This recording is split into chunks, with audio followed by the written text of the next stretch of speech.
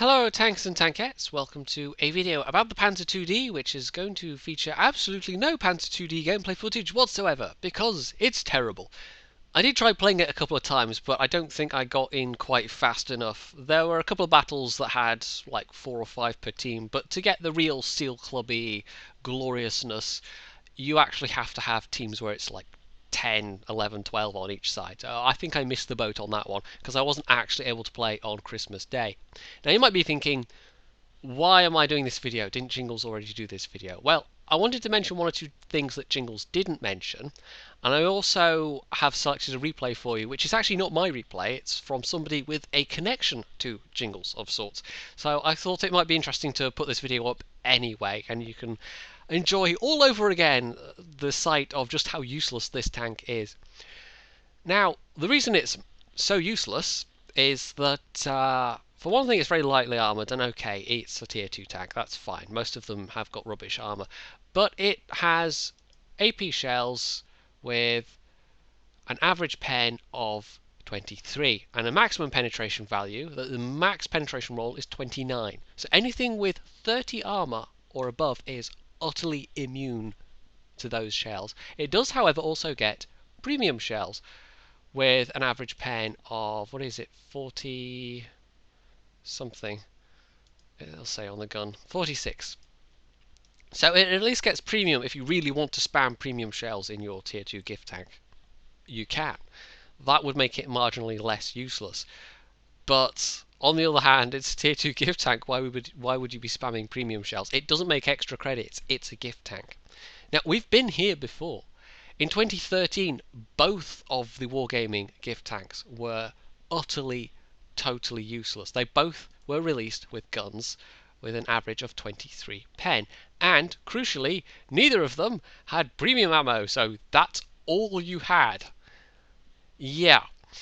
Now, they were buffed to have 27 average pen. That only happened this year.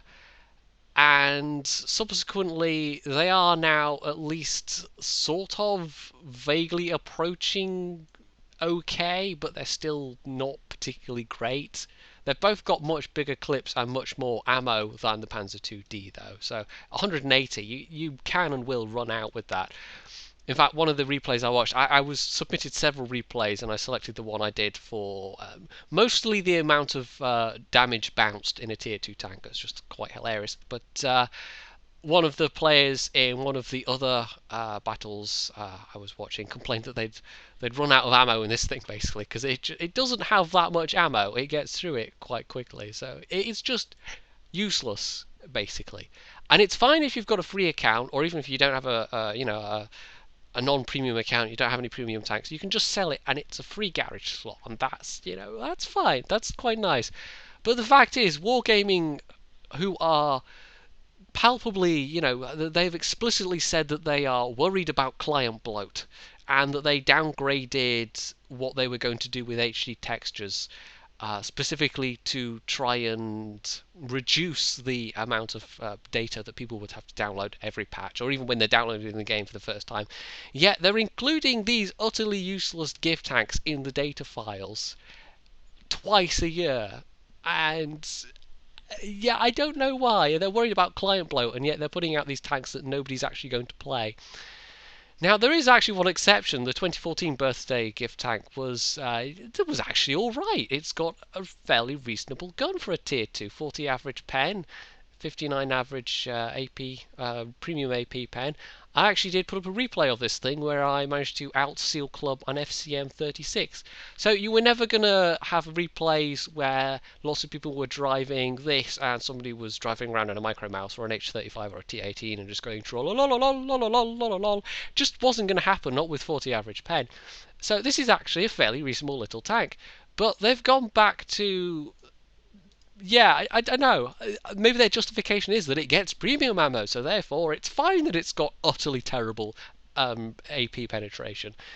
But it's just, as a tank, it is literally a waste of space. It's a free garage slot, essentially. Most people aren't going to hang on to this, so what's the point of it even being in the data files?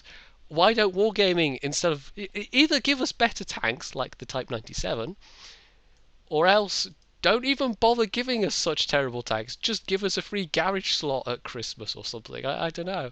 It seems entirely pointless. Anyway, I will show you the replay now, and it's pretty much going to be as silly as you expect, and hopefully you shall enjoy it, and hopefully you shall see all over again just how terrible this machine is. So here we are. This is the H35, and if you recall an older video of mine, which is actually from when the T7 combat car came out, and I'll put up an insert in the corner and you can click on that and it'll take you to that video. The H35 is got very good all-round protection for a Tier 2 tank, and of course the T7s just couldn't pen it. Now, presuming that the Pz.II.Ds are only firing AP ammo, they won't be able to pen it either.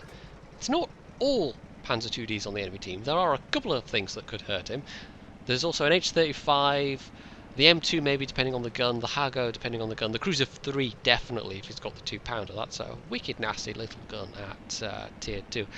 But he should be fairly immune to the Pz.II.Ds unless they start firing premium ammo. Now this is Myoclonic Jerk, or as he's known in real life, Matt Richardson. Now I mention his actual name because if you remember, there was a certain Matt Richardson who did an interview with Jingles for the Armchair General website a couple of months ago, and it's the very same Matt Richardson. He sent me this, and although it wasn't the only one I got sent, I decided to use this, well, partly because of the Jingles connection, but also you'll see in the results. I mean, I've already mentioned it gets a very good amount of bounced damage. It's not so much the damage he does as the damage he bounces in a Tier 2 light tank. So he's just going to go over the field. He's just going to have no fear. And there's the enemy H35 who might be a problem. But instead of going for the premium ammo, he's just going to stick with the regular AP. And he's not the only one firing at this guy, but he's the only one that's actually got a hope of penning him. Because the rest of the tanks with him are all Pz.II.Ds. They can't pen him. Now he's taking some hits himself here. From the enemy H35 in fact, because the gun that the H35 gets, this, I don't even know what it is, to be honest. It's a 20mm, it's not an autocannon, but it's a very fast firing 20mm gun. It's almost like an anti-tank rifle. It's that kind of caliber. But as you can see, he's just a bit of angling, just bounce, bounce, bounce, bounce, bounce, all of the bounces. And it doesn't quite have the same effect as when the T7s or the Mark 6s were unloading their massive clips at an H35, when it's just like so much pinging that you can barely hear anything else that's going on. But that's still a fair amount of shots he's being peppered with right now. The M2's shooting him as well. I think the M2, if he doesn't have his top gun, or if he's using, I don't even know what autocannon the M2 gets, but it'll be a 20mm as well probably. But it is about as ineffective. So he's just able to sit there, angled, utterly secure from the Pz.II.Ds. Not one of them has switched to using the Prem ammo, but like I said, why would you use Prem ammo on this thing? Why would you waste your credits? It's a gift tank. Gift tanks, they can, you can put other crews in them as you can with a premium tank, but they don't make any extra credits at all, so you just be throwing away money on a Tier 2 tank. And it's not like the Pz.II.D. I mean, that's also true of if you have a Pz.II.J. But the Pz.II.J has utterly troll armour. The Pz.II.D really doesn't.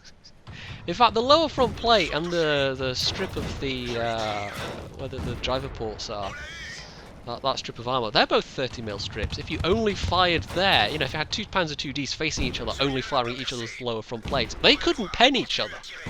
But fortunately, the rest of the frontal armour is not quite so good as that. But if it was solid 30 frontal plate on the Pz.II.D, you know, there would be literally tanks that couldn't pen each other.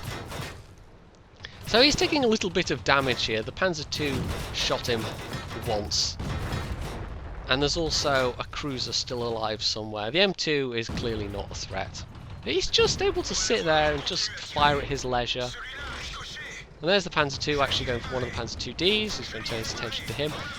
I don't think he was particularly playing this seriously. I mean, this is just... Like I said, you couldn't do this when the Type 97 came out, because the Type 97's gun was just too good for this. You haven't been able to do this since 2013, basically. So Yeah, I mean, in a way, I suppose it's nice to be able to seal club people once a year. I mean, is that the real gift Wargaming's trying to give people?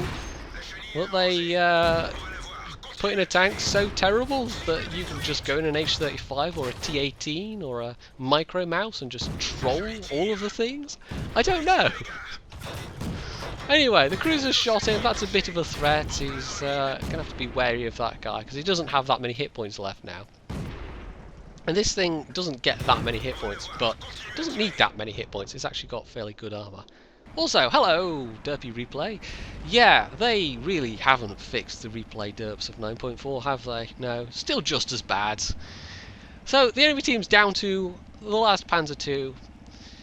Myoclonic, or aka Matt, he's got 6 kills, 963 damage done, and yeah, he might get a little bit more, maybe, depending where this last Pz.II is, but he's still over where he was last spotted, so the chances of getting another shot in are probably not particularly good with this gun. He's going to try anyway, though. Might as well. Hits and bounces, though. And, this guy's got an M2 on his tail, he's not going to last. The Pz.II is... Oh, there we go, he gets the kill, 7 kills. The Pz.II was far enough away that he was actually bouncing most of those shots, but that last one just, just flew true enough that, yeah, an extra little bit of icing on top of the troll cake. So, the reward for all that trolling, in the end, was an ace tanker, a Spartan badge, steel wall, and a top gun. Of the team, well, unsurprisingly, he was by far the most in front. 970 damage, 7 kills, 1153 base XP in a tier 2. But the best stat of all is the fact that in a tank with 160 hit points, he had 3,621 damage blocked by armor. Yeah, that doesn't even count stuff that went in his tracks. That's just what bounced off his armor. That's how bad the Pz.II is, and how troll the Hotchkiss can be when Wargaming, in their infinite wisdom, decide to put out a tank as bad as the Pz.II. So, yeah. On one level, I'm kind of hoping that they keep putting out terrible tanks, and that once or twice a year we get to take out our Micro Mouses and H35s and T18s and just seal club the hell out of those poor unfortunate curious souls who are just trying to see what this new gift tank is all about. But on the other hand, wouldn't it just be easier if they gave everybody a garage slot? I don't know, maybe. But anyway, if you enjoyed this video, you can leave any comments below. You can go check out that T7 combat car clubbing video. You can hit the like button, you can subscribe to my channel, and as always, stay tuned for more.